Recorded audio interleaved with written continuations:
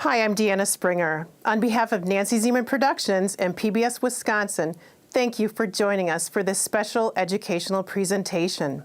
Please add your questions for the presenter in the chat and stay tuned for a Q&A after the lecture. Then be sure to explore everything else the Great Wisconsin Quilt Show has to offer, including beautiful quilt exhibits and an interactive vendor mall. Thank you and enjoy.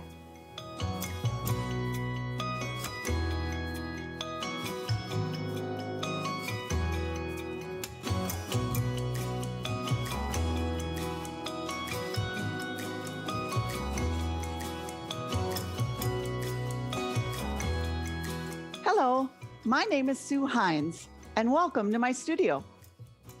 While there are a wide variety of edge-to-edge, border, block, and linear designs amongst my 5 books, today I'm just going to be focusing on grid-based designs from 2 of my books. Why grids? Well, there's actually 3 reasons. They provide structured backgrounds with unique fills, and they look especially wonderful when paired with quilt tops that are either modern or organic in theme.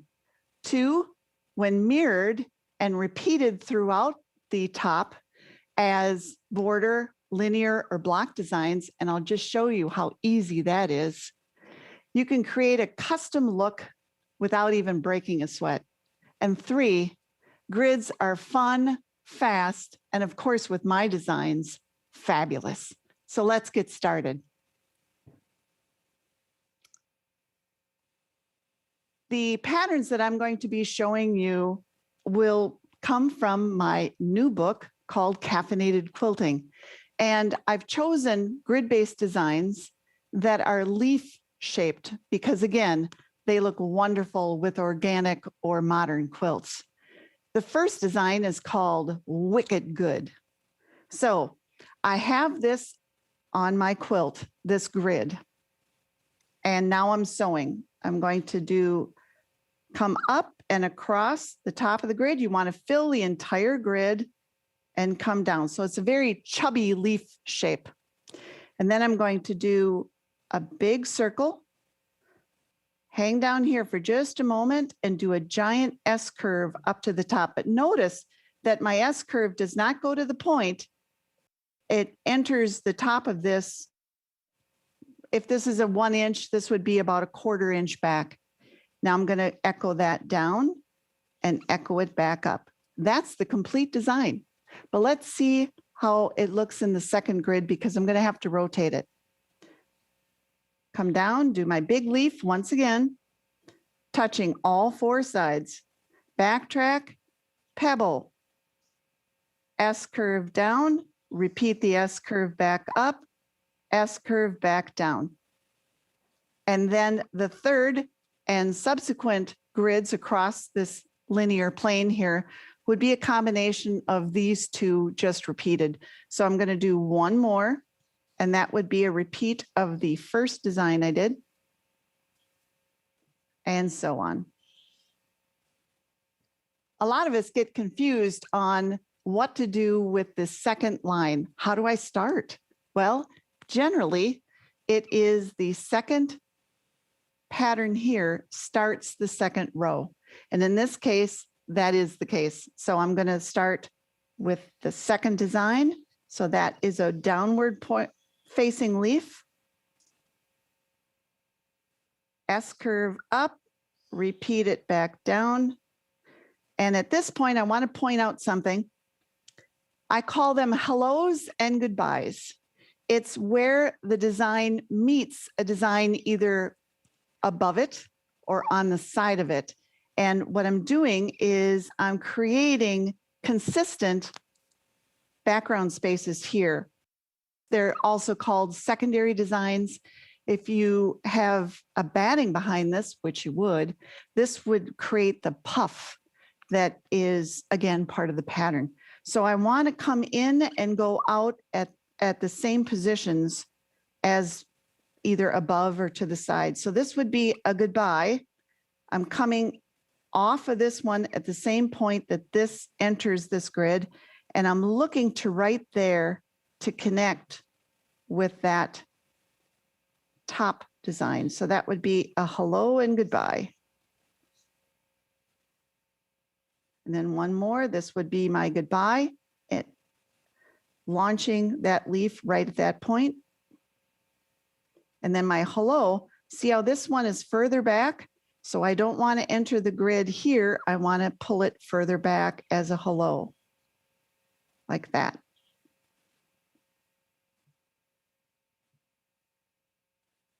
And that is that design. And it's called Wicked Good. Now, when you're doing grid-based designs, grids can be a football field wide or a very small area. It just depends on the quilt that you're working with. So when I go to the end of the line, I normally would break thread and tie off and then start a new line. Don't try and go backwards. It's pretty confusing. So that is that pattern. And let me just show you how beautiful it looks. I love this design for the way that the circles just kind of sparkle and pop throughout the design, which makes for some great movement to the back of your quilt. Love it. This again is called Wicked Good. My next design is called Cafe Crema, and it is a combination of leaves and an aromatic swirl of wonderful aroma that you get off of your favorite hot mug. Again, a leaf shape to start. And this time I'm going to go straight down to the point. Then I'm going to launch into a spiral. The spiral touches all three sides of the grid, and then you spiral evenly. What I mean by evenly is keep the spacing consistent like that. Now you have a choice with spirals. I can either go to what I say is the inside of that spiral or to the outside. It makes a big difference which direction you go. And I call these innies or outies. And most of my designs are innies.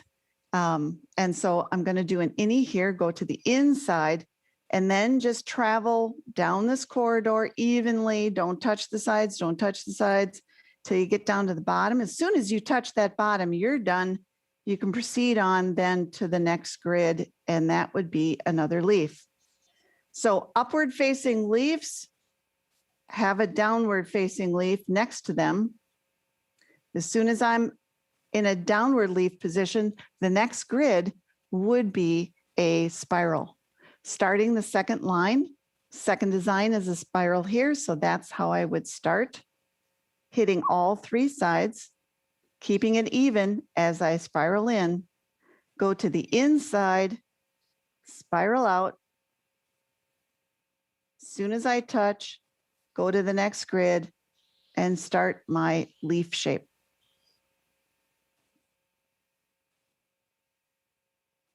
Watching again my hello and goodbyes. And you'd continue on like that. And that, again, the design is called Cafe Crema. And I think it provides just a beautiful background. Hopefully you agree. Again, Cafe Crema. Grid-based designs, as I mentioned earlier, can be echoed and made into block and border designs. Let me just pull this back once more and show you something. A lot of us have just learned grid-based designs and just think of them only as a grid-based design. Wrong. You've got so many more options to choose from with any of the designs. So let's just look closely at this. Top line. Do you see what I'm seeing? It's a great linear pattern. Look at here. Ah, a beautiful block-based design. And again, all you've needed to learn are just two shapes, a leaf and a spiral. Here's an example of what it would look like as a border. Pretty special, no? This design is called Spearmint Tea, And I think with all the spikes in it, it would look especially striking on any guy-based quilts. And here it goes. Again, another leaf shape to start. This time, I'm going to be focused kind of in the middle of this curve here, and I'm going to put in a curl, backtrack on the curl either on the line or away from the line. Away from the line is a little easier to do. Stopping when you're in line with this line here, and then go straight to the point. Then a slight angled line down, back to this point. Now you're stuck there and you have to get over here. So I'm going to put in 3 points. Those points angle and look at the top, and then rounded back. Angle, look at the top, rounded back, and then a third time, repeat, and head straight to the point of the leaf. That is the entire design, Spearmint Tea. Let's look and see what it looks like on that second grid, then rotated. Leaf shape. My point looks downward, so it faces the one I've just sewn. Backward angle, point to the top, rounded back, point to the top, rounded back, point to the top, rounded back, and again, ending at the point of the leaf. This next one repeats that first leaf pattern. Rounded back, 1, 2, 3 spikes, and done. Again, continuing as wide as you need it to go, and then break your thread, tie off, then start the next row. I'm going to change this row for the second time. You can do this one of 2 ways. You can do an exact repeat of this second design, or just for fun, you can rotate it so that these curls look at this intersection. Let me explain. I'd still do a downward leaf, but my curl would face this curl. So again, look to kind of the middle, backtrack, come on down, curve line, 1, 2, 3 points, and end. Hello, goodbye, got it. Leaf, angled line, 1, 2, 3, and like that. So this is what the sew out will look like. I have it 2 ways. One with this type of rotation. And again, is that not a striking block design, or linear, or as a background grid like I'm showing you right now? So here my curls are facing each other, and the result is that I have a beautiful, almost circular double wedding ring type look. My eye just goes to these intersections and around. But if I did not rotate these curls, then this is what it would look like. And let me put these side by side. And you can see it just has a totally different vibe. And all you've done was just rotate one of the 2 repeats. Pretty cool. Why don't we do a herringbone pattern? I don't see many grids that look like herringbones. So let's try that one out. Again, using my leaf shape, but this time the leaf is only pointed at one end. To do this design, you'd need to just quickly mark, don't get out a ruler, just kind of dead reckon it, a point, a dot in the middle of each grid. And now we can start. I'd sew down to that point and then put in my leaf shape. It almost looks like a spade in a deck of cards. Put in a fairly large pebble, then I'm going to go down to the point, back up to the pebble, and now I'm stuck there and I need to get going to this second block. So I'm always going to exit on the bottom. So let me show you. It would be the bottom of the leaf.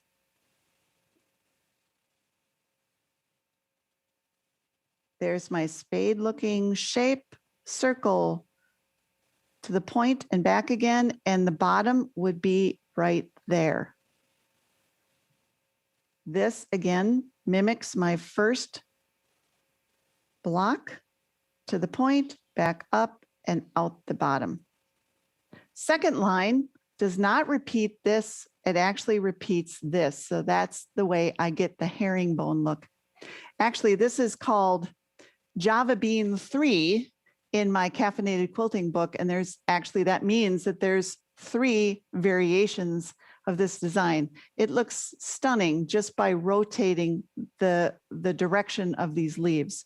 But for now, I'm going to go with the herringbone pattern. Down to the point, back up, exit out the bottom.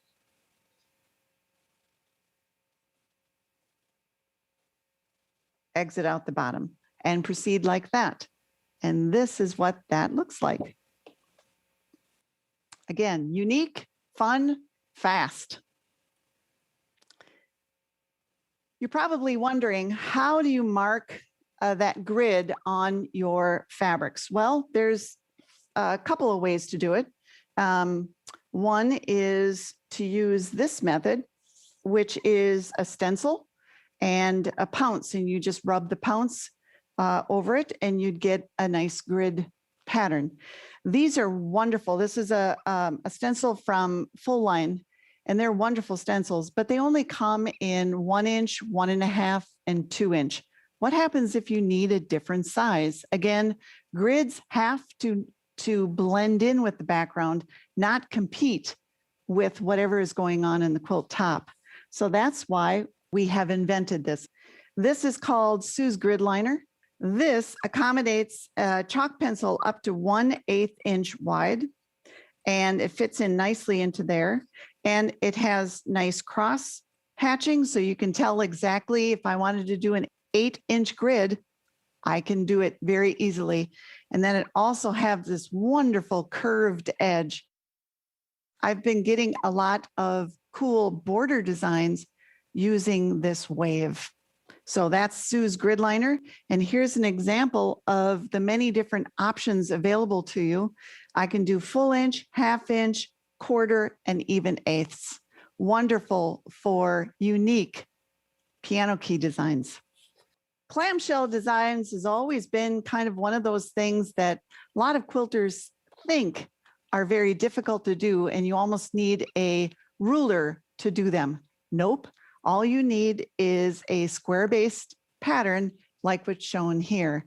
And you need to know a recipe. The recipe is this, 2 by 1.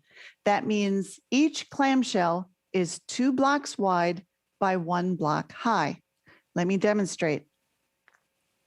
If this was the bottom of my quilt, my clamshell would be like this, 2 blocks wide, 1 high.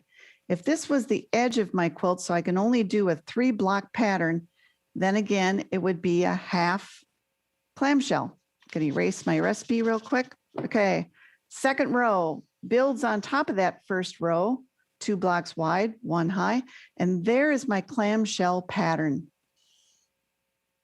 And then I do the end.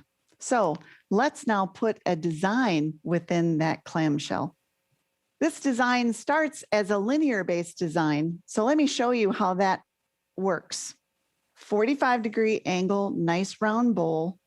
Go to the inside of that bowl, and somewhere between, halfway between the edge here and the point, I'm going to stop, angle down, look here, and just get there. Going to mimic this on the top, come back around, and that is the complete sashing design. For the sake of this next example, though, in a clamshell, I'm going to leave off this point. So this is the only thing you have to learn, and oh my goodness, is this ever a wonderful design. Bottom row, I'm going to start on my design first. It also goes 2 blocks wide, but it's a little shorter so I can get in this clamshell. There it is. And again, I'm only going to do a 3 by 2 pattern. Then I would do half of this design. So you look here and you go, okay, that's half, and just kind of fake it like that. and then the half clamshell. This is where the magic occurs on the second line. Now I've got all this space to play with. So I'm going to do a nice hook and then drop this point down below this line here. And that creates the puzzle piece that aligns everything and makes it just beautiful. What do you think? Now I'm going to take this same design and I'm going to make it into a circular grid. Circular grids, really? Yes. And all you need is a circle cut into 8 pieces of pie. And now I'm just going to be focusing on just a wedge. So you don't have to be freaked out and go, oh my goodness, I'm doing a circle. No, you're just going to do a wedge. You can do a wedge. This second circle here is an alignment line just for this design. So again, here's a little sneak peek at what the design looks like. Basically, I'm just using this point and rotating it. So starting with the wedge here, I'm going to hit right there at that intersection, fill this whole space here with the curl, aligning the curl right on that line. Hit that mark right there. Fill this whole area, align the curl right on that line. And as soon as I cross this line, I'm going to measure just halfway between this line and there. It's about there. Stop. And I'm going to put the point right there at that intersection again. And you're done. Do it again. Point and down. Do it again. And you are doing circular patterns. The reason why I have this point right at that intersection is, again, it creates such a beautiful secondary shape if you keep these points consistent. So again, I'm able to turn a linear design into a beautiful medallion design. You want to take it another step? All right. How about if I continue to take this shape and I only add 1, 2 more circles onto it. So now I have a wreath, think of Christmas, like a hole in it. And I'm just going to add on 2 more circles onto that and extend out my division lines here. I'm going to take the same design and now I'm filling this shape. Come around the top, this shape. Come around the top. Is this hard? No, it's quite easy. Just takes a little doodling practice and you've got it. And you continue on and you've got a breathtakingly beautiful design. Let me show you in another way. I've got a series of sew outs. Here's that original medallion, again, as a design divided into 8. And this time I did a little fancy. I mirrored each one. So one looks at the other. Then here's the wreath design coming in. And I get a scallop shape because of the shape, that 45-degree of my linear. If you like that scallop look, then you're done. If you don't, if you wanted to make it look a little bit more circular, then just go around again the circle with your sewing machine and add something into these valleys. In this case, I just added some more feathers in between. Now it looks much more circular. Then if you really want to get fancy, I can also make this circular design into a block pattern by adding just 1 more circle. Let me show you. Here's my medallion. Here's my wreath. And by adding just 1 more circle, which is the width of my block, like that, that creates this beautiful corner pattern. And now all you have to do is wing it, so to speak. You would mirror this individual shape up here. So I'm going to just chalk in or pre-mark this curl on this side And then I'm going to do the design, go to the inside, point, come on down, come on over the top, fill in that point with some design. I'm just going to do that. And because I've pre-chalked this, now I've got something to go off of when I come and make that point and come back in. And now I have a beautiful block design. These patterns are easily drafted by using a tool that we've developed, and it's called the Circle Liner tool. And it actually does over 90 different circles in 1/8 inch increments and then divides those into eighths, quarters, halves, sixteenths. So it's pretty easy. I just have this loaded onto a piece of black fabric. And it's just that easy to do. You can see the line that it created. This also works well on a tabletop, as I'm showing you now, but also on your long arm. Look to our website, sueheinz.com, for more information on a tutorial about how that would apply to a long arm. If I wanted this circle divided, then I just use these slits to divide. There you go. How it's attached, we use very high-tech tools. It is just a thumbtack and a rubber cap. That's it. And these are the designs that you can get. Here's that same design that I was drawing out as a medallion and wreath. And these are all part of a book called Drawn to Mastery, Medallions, Sashing, and Wreaths.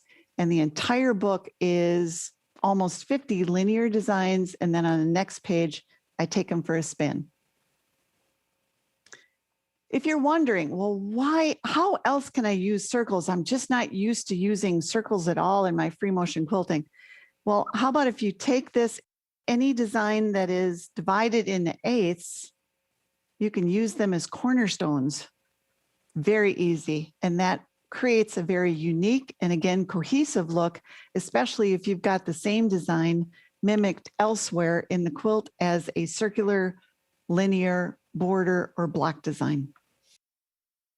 I want to thank you for your attention today and for your enthusiasm about my patterns. And now we'll entertain some questions from you. Thank you so very much. Enjoy.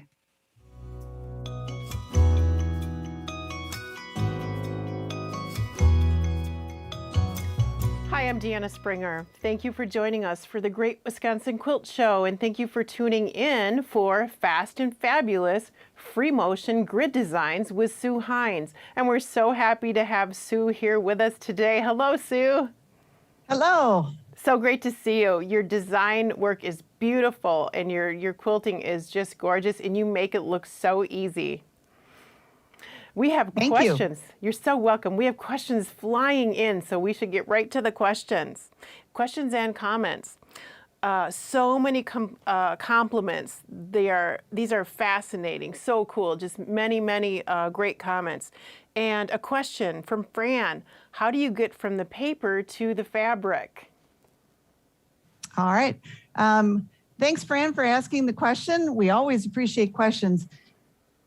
It depends on what you're doing, obviously, but we've got several tools. So if you're doing, say, a circular grid pattern, we've got tools that will meet your every need. The Circle Liner is one of those tools, and that helps you to not only draw it out in pencil if you want to practice with a pen and paper before you go to your machine, but they also work on your machine. So either way, it'll either transfer onto your paper or transfer onto your fabric, no problem at all. And so you just answered Sharon's question from Detroit. She was asking if the designs were to be traced onto fabric or just on paper for planning. So for both. Both. Mm-hmm. Great questions. Carol is asking, how large are the grid squares? She's guessing 2 inches. I can technically answer any quilt question coming at me with "it depends," and I'd be correct. Grid size depends on the scale of the piecing that you're putting the grid on. So you don't ever want to overpower. Say you've got some delicate applique, you don't want to put a huge grid, and 2 inches, I'm sorry to say, is a kind of a large grid for something delicate, delicate applique or embroidery. I'd go a little smaller. But again, if you test that, and a good method to test that, Deanna, if I can quick do a little how-to, get yourself a piece of Mylar. It's available at, home stores. And I'm sorry, not Mylar, plexiglass. And just tape the edges so you know where the edge of that is. Put it on top of your quilt. So now you have a one-on-one relationship with, the size of the scale of the piecing. And then mark with not a dry erase. Nope. It's a wet erase marker, and they're called Vis-A-Vis, VIS, and they're available at most, FedEx office and Staples and that type of thing. And then to clean that plexi off, remove it from your quilt, far away from your quilt, and you spray just a little bit of water on a paper towel. There, I can speak. And then just rub the surface of the plexi, and it should come right off. But Great tip. that's the best way to preview your designs. Great idea. And yes, we don't want any of that marker residue flaking or rubbing off onto our quilt tops, but I love that. That's a great idea. Beth is asking, what size grid squares would you typically use for a baby quilt pattern? It depends. Now that one, I would go larger. And the reason why I like to go larger on baby quilts is we want them soft when they're all done. And the less thread you can put on a baby quilt while still keeping it nice and secure and ready for 100 or so washings is the average that you want. So big squares, yes, I heartily agree. Good tip. I hadn't thought about that. That's a great idea. And Bob is asking, do you plan to use an odd number of lines to exit the opposite end of the block? Yes. If I understand his question, Bob, yes.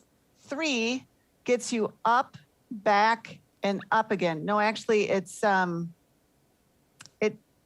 odd number. You end away from where you started. Okay, great. So if I'm understanding his question, if not, Bob, please re-ask the question. Rephrase it, Bob, if we didn't cover it. Thanks. Joe is asking, how do you work around a block design to fill the open space with grid? Again, it depends on the block design, but is this, well, I'm just going to assume that this question also relates to applique, because I get that question a lot. How do you put a grid behind applique? So what I've done is when Deanna and I were talking right before we went on, I drew this out. So hopefully this shows up on the camera, but this is applique, and I've marked a quick grid. So what you want to do is, I'll just do a quick continuous curve grid here. So you're sewing where you can sew, and then as it hits the applique shape, so I'll do that in one line. So right there, then you kind of fake it. You say, well, how far would this melon shape be out here? Would I be able to see it a little bit? Yeah, I suppose. And then you just use the edge of your applique to travel if you need to from one line to the other. Hopefully that is a helpful tip to you. Beautiful, great advice. Imagine that your stitches are behind the applique, but they're really not. Exactly. Pam in Minnesota is asking, would you start sewing on the inside designs first and then to the outside? On a domestic sewing machine, if again, I'm understanding your question, I always start sewing from the middle of the quilt and work out. No matter how well you've basted it, it does help to move any wrinkles to the outside. So if that was her question, then on a domestic machine, absolutely. On a long arm, of course, the fabric is taut between the rails, so you can actually start quilting anywhere. Great. And the next question is a comment. Susan G is commenting, fascinating. I don't like marking elaborate quilting designs, so I can't wait to try this. Yay! Thank you. You're It's always converting. good to get that feedback. Bob is chiming in again with a great comment. What great inspirations. Time for me to get doodling. Absolutely. Here's a question. I can draw a straight line, but I can't sew it. What advice can you share? If you've ever been a child, and we all can say we've been kids, and have had that brand new box of back to school crayons that we can't wait to get at, that is the joy. Go back to that joy as a kid. This is doodling. It is not fine art by any means. So just, when you're talking on the phone, when you're, sitting in a doctor's office, just doodle. And what it does is it helps ingrain that design not only in your head, but then when you're on a sewing machine, you don't have any hesitations, because hesitations do show up. So you just, I'm going to go left here and I'm going to go right there. And, doodling does it all. Great advice. And Nancy P is asking, is there a gadget out there that would have a stable pencil so I can move my paper to mimic to do free motion on my domestic machine, since I'm moving my fabric and not my needle? Good question. Well, actually, if she would email me, and it's Kismet, Kismet, quilting @gmail.com.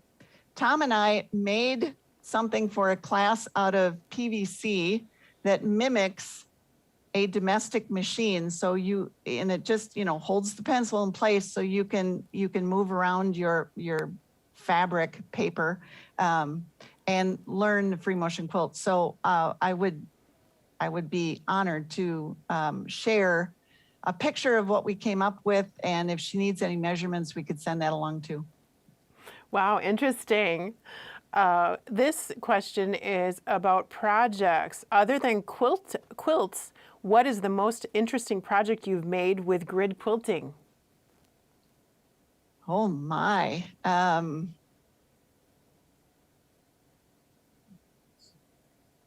Oh yeah, Tom just reminded me. I made a saddle bag. That's a bag for someone's saddle, my child's saddle. And it's all cross-hatched and free motion quilted and gridded. And I did grid designs. And so that was my biggest undertaking on something other than a quilt. Amazing. I didn't expect that answer. I thought you maybe would say a pillow or a tote bag, but a saddle bag. Great, great. A viewer in Canada, excuse me. This is amazing. Do you ship to Canada? She's watching on YouTube. Absolutely. Wonderful. And you just go to SueHines.com, and that's where you can find the supplies you're talking about. And Gretchen is asking, what is the name of your book? Actually, I have 5 books. So the two books that I referenced in the lecture that you just saw were, it's called Drawn to Mastery, Sashing Medallions and Wreaths. That's where I get a lot of the circular designs that I featured on the video. And then this is my newest book, catching the lights there, Caffeinated Quilting. So they are highly addictive patterns. And true inspirations too. And you can find those at SueHines.com as well. This viewer is asking, could you please review the supplies I'll need to get started with free motion grid work? On what type of a machine? That, We'll assume a No. domestic sewing machine. okay, domestic. The first thing you need is a darning foot. That's a needle, that's a foot that goes up and down. It sometimes has a closed hole, sometimes a crescent shaped, but that's a must. And I think it's a must to have a, sure, my husband is helping me out. Supreme slider underneath. The purpose, the name of the game is to have that fabric slide as easily and as possible. So I think those are just wonderful additions to your studio is the foot and the slider underneath. If for some reason you can't use a slider, and I've ran into this,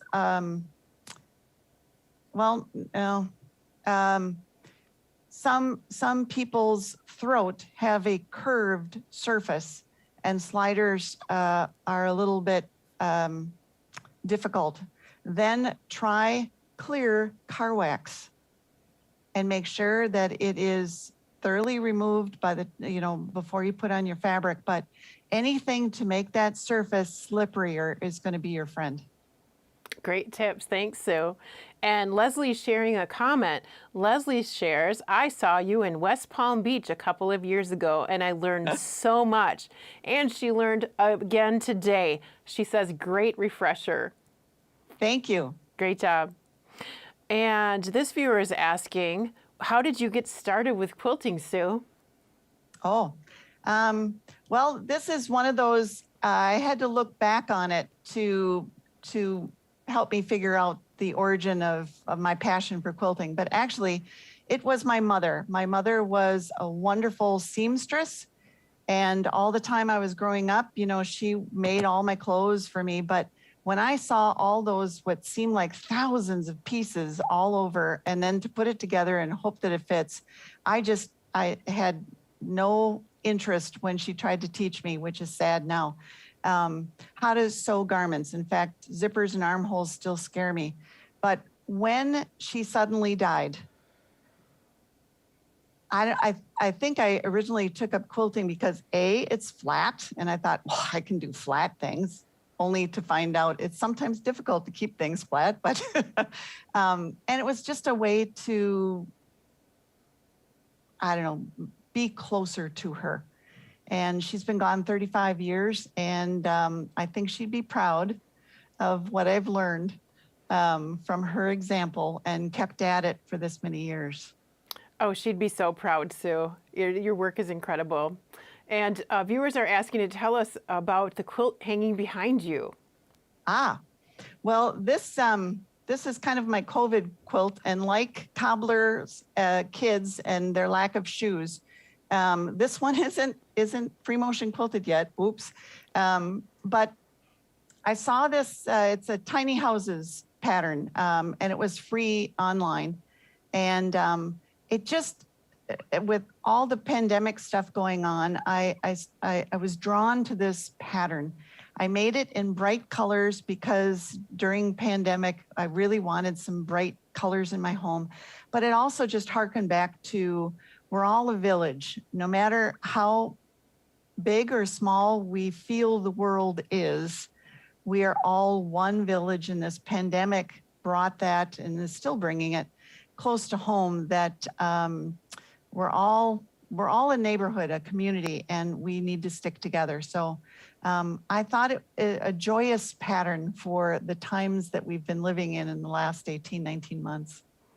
It's a great project when you're home sewing, and great observation. And I could see my house there and your house and the whole sewing and quilting community. We're all in our houses sewing, and you're representing all of us there. So thanks for bringing us together today, Sue. And please tell us again how we can connect with you and find your books and your patterns and supplies. Oh, well, I'd be honored to. It is Sue Heinz. Heinz is spelled just like the ketchup, HEINZ.com.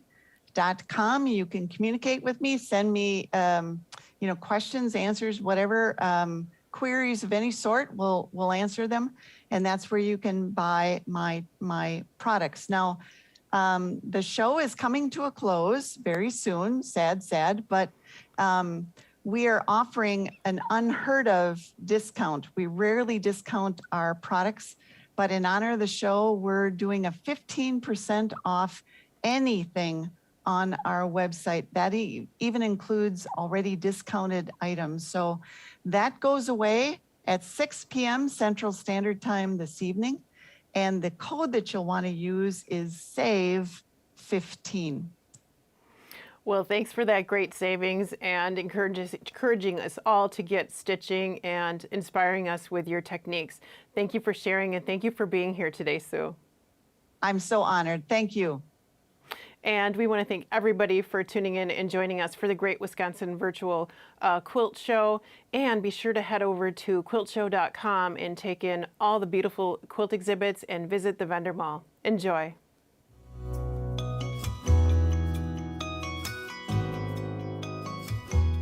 Thanks again for joining us. This year's educational presentations are made possible with your contributions. Your support helps us offer a free and accessible online experience where we can celebrate our shared love of quilting. Please help PBS Wisconsin bring back the event next year stronger than ever by making a gift today. You can donate on our website or text QUILT to 1-800-236-3636 to make a gift from your phone. Your generosity makes a difference. Thank you.